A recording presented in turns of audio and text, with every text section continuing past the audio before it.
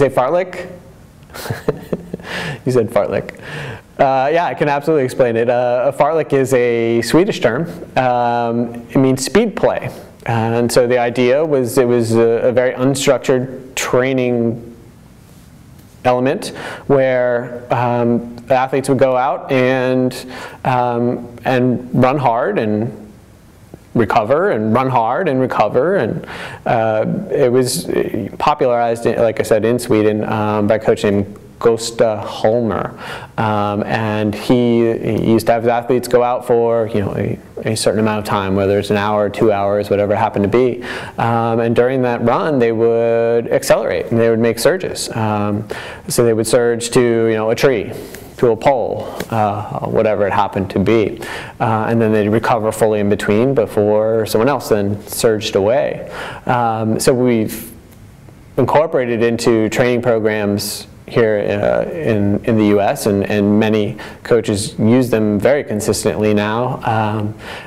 We've tended to structure them a little bit more fully, and I personally like to structure them a little bit more so that I know exactly what the athletes are doing on a particular day. I can change it, make it more aerobic in nature, I can make it more anaerobic in nature, but the idea remains the same, and that is it's a continuous run with changes of pace. So, some days, like I said, will be longer days where maybe the athletes will do 5 minutes on with 5 minutes recovery in between, and they recover at their maintenance run pace, their everyday run pace, and the on sections are faster, and we'll do that 2, 3, 4 times.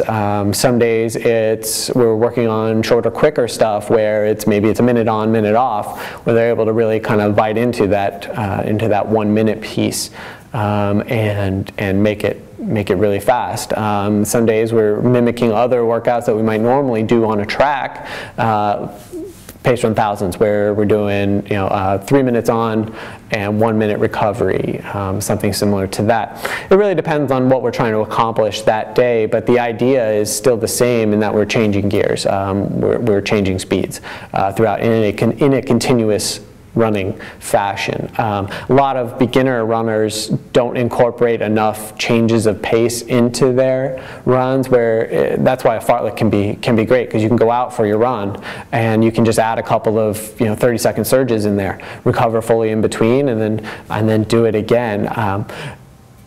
If the whole goal of training is to be able to race effectively, well, in a race, it's not always a steady pace. There are always situations where we end up surging, where we end up having to recover, and so we need to practice that. We need to be fully engaged in our runs and in our races, and be able to shift gears like that. And so that's one of the main reasons I incorporate fartlek into my athletes' training programs. I just think it's a great tool to allow them, again, to learn how to recover at pace, how to recover while they're running along the run, which is something that they're going to have to do in races. You're going to have to become more comfortable in a race and settling your heart rate and settling your breathing and everything else after a surge. The Kenyan athletes do this very effectively.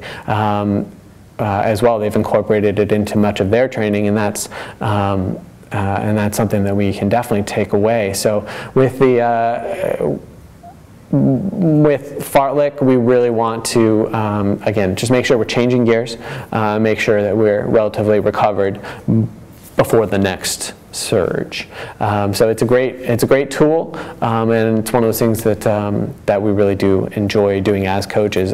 We can structure it a little bit more, or we can leave it completely unstructured and just have the athletes go out and again kind of get back to the roots of fartlek, which was just run hard to that pole and then recover and run hard to the next tree, whatever it happens to be. But again, very useful tool.